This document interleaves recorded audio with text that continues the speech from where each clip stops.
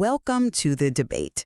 Are you tired of being the most competent person in the room, but sounding the most insecure just because of your English? Yeah, it's a painfully common reality for a lot of folks. It really is. What if the two most common words you use at work are secretly costing you your professional credibility? For non-native English speakers, particularly Brazilian professionals stepping into these high-stakes global boardrooms, translating the Portuguese phrase eu acho into the direct English equivalent I think isn't just a vocabulary choice. Right, it's much more than that. Exactly. It is an unintentional, silent confidence killer. Today we are analyzing a business English framework designed specifically for these professionals, and it makes a bold demand. It wants you to completely eliminate I think from your professional vocabulary. And it's a fascinating text because, it isn't just a grammar lesson. It is instructional material engineered to help professionals navigate the intense power dynamics of global business. It completely changes how they project authority. My stance today is that intentionally replacing I think with structured, decisive language is a vital strategy. It is how professionals ensure their outward communication actually reflects their internal, hard-earned competence. And I counter that, while projecting confidence is obviously important, categorically eliminating I think is risky. It promotes an artificial certainty and obscures the necessary intellectual humility required in complex business environments. Let's get right into the core premise here. The framework argues that I think acts as a fundamental drag on your perceived value because to a native English ear, sitting in a corporate setting, I think inherently signals uncertainty. Yeah, it operates as a hedge. Exactly. And the material introduces a really powerful Portuguese concept here, engessado. Ah, yes, that's a crucial term in this material. Right. And for our listeners who aren't familiar, engessado literally translates to being put in a plaster cast. It means you are rigid, paralyzed, or stuck. It paints quite a picture. Doesn't it? The text points out that when Brazilian professionals rely on I think to express their ideas, they sound engessado. They sound stiff and hesitant, almost as if they are apologizing for taking up space in the room or asking for permission just to hold an opinion. Which is a terrible position to be in. I deeply acknowledge the immense pressure on a non-native speaker. Navigating a second language and the power dynamics of a global C-suite is tough. You want to sound decisive. Absolutely. Which is why my position is that when you do the heavy lifting, when you analyze the data, your language has to carry the actual weight of that work. I think drops the weight. But I fundamentally question the total vilification of a phrase as honest as I think. Honest? Maybe, but is it effective? Well, that depends on how we define effectiveness, right? Replacing a simple expression of thought with heavy-handed corporate catchphrases can backfire. It can come across as, overcompensating for a lack of real substance. You think so? I do, because true authority doesn't stem from how loudly or definitively you state something. It stems from the rigor of the ideas themselves. Overly prescriptive language actually damages your credibility if you project ironclad certainty where there should be room for nuance. But let's look at the mechanics of why the text tells them to drop it. The source claims that I think leaves entirely too much room to backtrack. It functions as a linguistic escape hatch. Right. You're essentially saying, well, I think the market is turning, but I could be wrong, so don't hold me to it. To close that hatch, the material introduces two immediate alternatives. The first is, my assessment is, and the second is, I'm confident that. See, I come at it from a different way. The fundamental assumption there, that having a linguistic escape hatch is inherently bad, while that represents a misunderstanding of how complex businesses actually operate. How so? I mean, taking ownership of a position is business 101? Taking ownership of the process is business 101, but claiming absolute certainty over the outcome is a liability. Backtracking, or let's call it pivoting, is frequently necessary. Sure, things change. Right, the business landscape is dynamic. New information arrives hourly. If you use a phrase like, I'm confident that, on a highly volatile quarterly projection, you might trap yourself into a position you cannot gracefully exit without losing face. That's a fair warning. I think is actually highly precise because it maps to the probabilistic nature of reality. It tells the room, based on the variables I see right now, here is where my mind is leaning. That's an interesting point, though I would frame it differently. Let's step out of the boardroom for a second and think about the psychology of leadership. Imagine you were sitting on a runway, strapped into your seat, waiting for takeoff. Okay, I'm with you. And the pilot comes over the intercom and says, "Folks, I think we have enough fuel to make it across the Atlantic today." How do you feel? Well, I'd be terrified, naturally. Exactly. You'd be terrified. And here is the crucial part. Even if the pilot has done their job perfectly, even if they checked the gauges and ran the models and simply chose a casual, probabilistic phrase to express their conclusion, the phrasing itself creates massive, unnecessary anxiety. I see where you're going, but a boardroom isn't an airplane. The psychology of the stakeholders is exactly the same. Professional communication in a leadership context requires you to build the architecture of certainty. You aren't just transmitting raw data. You are actively managing the anxiety, the trust, and the confidence of the people listening to you. Managing anxiety is important, sure. When a Brazilian professional mentally translates their native consensus-building iwasho into "I think" during a high-stakes review, they aren't just expressing probability. To an American executive's ear, they are broadcasting hesitancy. Saying "my assessment is" bridges that cultural gap. It tells the listener, "I am the pilot, I have checked the fuel, we are good to go." It's a clever analogy. And on that note, if this is adding value to your career, make sure to hit that subscribe button and leave a like. It really helps the channel reach more Brazilian professionals. Yes, definitely do that. But getting back to your pilot analogy, I'm sorry, I just don't buy that metaphor for this scenario. Let me tell you why. Go ahead. We have to recognize the massive difference between mechanical engineering and corporate strategy. Both require rigorous analysis, don't they? Yes, but a fuel gauge is a binary, objective measurement. It is entirely deterministic. You either have the fuel or you don't. Market trends, consumer behavior, competitor reactions, these are incredibly noisy, non-linear systems. True. There's more ambiguity. Exactly.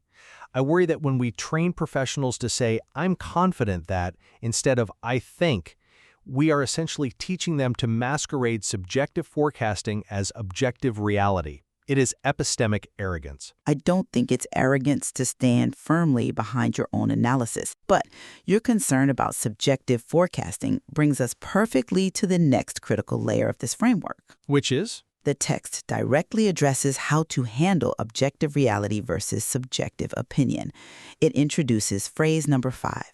It's clear that, or alternatively, the data suggests. Right, the pivot to third-party validation. Exactly. And this is a fascinating cognitive shift because it completely removes the I from the sentence. You are no longer saying, "I think our sales are increasing." You aren't even saying, "My assessment is our sales are increasing." You take yourself out of the equation. Yes, you are saying it's clear that our sales are increasing quarter over quarter. I praise this strategy because it takes the spotlight off the subjective, potentially fallible speaker. It places it squarely onto the undeniable reality of the metrics. But see, warning bells should go off anytime someone says, "It's clear that," in a corporate environment. Why? If the data is there, why not let it be clear? Because if a situation is truly, undeniably clear, you rarely need to announce that it is. The facts do speak for themselves. In practice, asserting "it's clear that" when interpreting complex data is often a rhetorical trick. A rhetorical trick? That's a bit harsh. It is a bulldozer. It is specifically designed to shut down debate. It's a way of saying, if you disagree with my interpretation, you are arguing against clarity itself. It attempts to enforce consensus through vocabulary rather than undeniable evidence. So what is your alternative when you need to be strong but not a bulldozer? This is exactly why I strongly advocate for phrase 3 from the source material. From my perspective. How does that solve the issue? It still centers the subjective I. Doesn't it just invite the room to dismiss you by saying, "Well, your perspective is wrong"? No, because the text accurately notes that "from my perspective" is both assertive and highly collaborative. It owns the viewpoint firmly. There is no hedging, no maybe, but it fundamentally respects the complexity of the room. I'm listening. It says, I have done the work, I have analyzed the situation, and here's where I stand. However, I acknowledge we are looking at a multifaceted issue and other valid perspectives exist. It is intellectually honest. I see why you think that, but let me give you a different perspective on how the text actually deploys these phrases. Okay, fair enough. You are assuming the speaker is using "it's clear that" to force a controversial opinion down people's throats. But the framework explicitly advises using this phrase specifically for summarizing actual proven results. But people don't always follow the framework's intent in the real world. We have to evaluate the material based on what it actually teaches. The text gives a very concrete example. It says to use it like this. It's clear that our social media strategy was particularly effective, driving 70% of our new leads. Okay. That isn't epistemic arrogance. That isn't a rhetorical bulldozer. That is a professional absolutely refusing to dilute a hard-earned victory with weak phrasing. When a non-native speaker hedges a concrete fact by saying, I think we got some good engagement, they are actively sabotaging their own career progression. On that specific point, I completely agree. Right? They did the work, they got the 70%, and then they throw it away with, I think. Facts should never be hedged. If you drove 70% of new leads, you state the metric proudly. But let's look closely at where the power in that sentence actually lives. The authority comes entirely from the 70%. Obviously, the data matters. But it doesn't come from the preface, it's clear that. You could drop the preface entirely and just say, our social media strategy drove 70% of new leads. But that is exactly why the phrasing matters. Let's test this dynamic by moving from the theoretical concepts to the practical application in the source material. Let's do it. The text grounds these ideas in a very specific, recognizable role-play scenario. It is a reality check between a manager named Sophia and her employee, Lucas. This is where we explore phrase 4, I recommend. Yes. The before and after scenario. This is where the framework really shows its hand. It is a painful scenario to read precisely because it is so incredibly common. In the before state, Lucas is the embodiment of engessado. He is presenting the results of a campaign to his boss. Poor Lucas. He says, I think the campaign performed pretty well. I think we saw some good engagement. I think we should maybe consider increasing our budget. It is definitely hard to listen to. As an executive, I hear that, and my confidence just drops. It's a cascade of diminished responsibility. It's not just the word think, it's the pairing of it with maybe and pretty well. Sophia, the manager, is forced to do all the emotional and analytical labor. She actually has to push him, dragging the data out of him by asking what pretty well actually means. It is exhausting for leadership, I agree. The before scenario represents a complete communication breakdown. Now look at the after state. Lucas completely transforms his linguistic architecture. He says, based on my assessment of the campaign metrics, we exceeded our target engagement rate by 15%. Therefore, I recommend increasing our digital marketing budget by 20%. Night and day. The contrast is massive. He stops asking for permission to have an idea, and he begins directing the action. He sounds like a leader. It is a striking contrast on paper, but I think we need to look very closely at the actual mechanics of Lucas's transformation. The source material presents this as a victory of vocabulary. Which it is. But his evolution wasn't just a matter of swapping out a few words. Of course it was. He swapped I think for I recommend. No, it was much more than that. He introduced hard, concrete data in the second scenario. He brought in the fact that they exceeded target engagement by 15%. My argument is that the phrase, I recommend, is entirely empty without that 15% figure backing it up. But the language frames the figure. The language is secondary. Imagine if Lucas had kept his original vague analysis, but just used the new power words. Imagine he said, based on my assessment, the campaign performed pretty well. Therefore, I recommend increasing the budget. Well, sure. Sophia would still have had to stop him and ask for the specifics. The evidence is the primary driver of authority, not the assertive catchphrase. I'm not convinced by that line of reasoning because you are treating the language and the analytical evidence as if they exist in completely isolated silos. And they don't. Language and thought are deeply intertwined. How so? A buzzword doesn't magically generate data out of thin air. No, but it dictates the preparation. Doesn't the commitment to using a phrase like, based on my assessment, implicitly force the professional to actually do the assessment? That's an interesting angle. If you know you cannot walk into that room and hide behind the vague safety of, I think it went pretty well, you are forced to find the numbers. When you eliminate I think from your professional vocabulary, you can no longer rely on gut feeling. You can't just show up to a meeting and wing it. Well, that assumes a very high level of self-awareness. It assumes we are talking about professionals who want to succeed. The language acts as a behavioral forcing function. By adopting the framework of certainty, Lucas is effectively forced to populate that framework with rigorous data. The words demand the evidence. That is a compelling argument, but have you considered the reverse effect? What do you mean? What happens when a professional learns the vocabulary of authority but lacks the analytical depth to support it? We see this constantly in corporate environments, don't we? It's the illusion of competence created by assertive buzzwords. You mean people faking it? Exactly.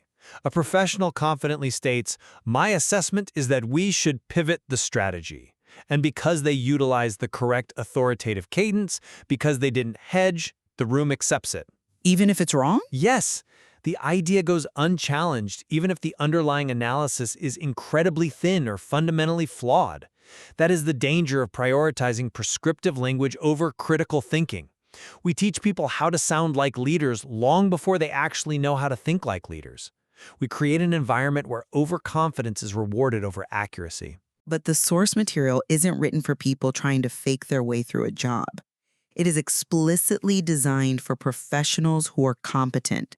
The entire premise targets individuals, like our Brazilian professionals, who are doing the work, who have the skills, but whose linguistic and cultural habits are actively betraying them. You can't control who uses the framework, though. You evaluate a tool based on its intended use. This framework is for the person who actually has the 15% metric sitting right there in their spreadsheet. But when the spotlight hits them in the boardroom, their default cultural habit is to shrink. The too polite phenomenon. Exactly. Their instinct is to soften their impact, to say I acho, to say I think maybe out of politeness or deference. For that person, this framework isn't a substitute for competence. It is a conduit for it. It completely removes the friction between what the professional knows and how the room perceives them. Okay, I concede that point. For the highly competent, data-driven professional who is genuinely being held back by a translation habit or a cultural deference to authority, this framework is a powerful, necessary corrective tool. Right. If you have the data, you should absolutely own it without apology. So we agree the framework works. For that specific user, yes. But I maintain my defense of I think in its proper, broader context. Intellectual honesty requires us to admit when we are synthesizing incomplete information, which is honestly most of the time in business. Sure. A true leader isn't someone who is always certain. A true leader is someone who is incredibly precise about the boundaries of their own knowledge. Sometimes the most authoritative, confidence-inspiring thing you can say in a room of executives is, "The data is noisy, the market is shifting, and based on my experience, I think this is our best path forward." This brings us to a really fascinating point of convergence in our discussion. Despite our differences, we both fundamentally agree that relying on weak, habitual hedging actively undermines a professional's credibility. Yes, absolutely. We are in complete alignment there. When I think is used merely as a crutch, or worse, as a shield to avoid taking responsibility for a definitive position, it severely damages the speaker's standing. And we also agree that regardless of the vocabulary you choose, backing up your claims with hard, verifiable data is the ultimate, undeniable source of authority in any business environment. Evidence is the bedrock. Everything else is just presentation. Exactly. Where we remain in divergence is the categorical nature of this framework.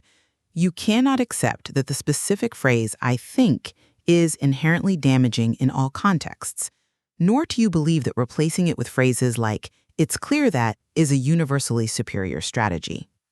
That's right. Because clarity of thought must always precede clarity of language.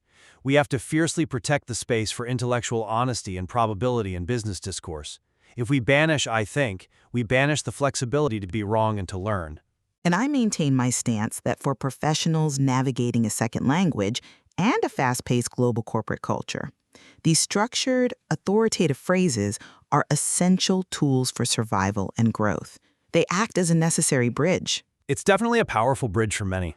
By deliberately bypassing the perception of insecurity that is culturally hardwired into phrases like "I think," non-native professionals can actively demonstrate the leadership and competence they already possess. Language isn't just a passive mirror reflecting our reality. It is an active tool used to construct it. It really isn't a subject that demands continuous reflection from anyone working in a global setting. We have to constantly examine our own daily communication habits, and more importantly, we have to interrogate the underlying cultural assumptions of the corporate spaces we operate in.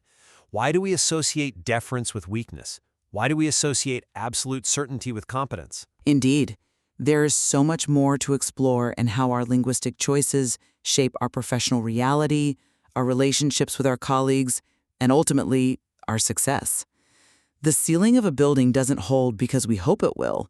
It holds because the architecture was designed with precision, intentionality, and a commitment to structure. Perhaps the architecture of our daily communication requires the exact same rigor. We want to hear from you. Drop your questions or an authority phrase you've used recently in the comments below. See you in the next episode.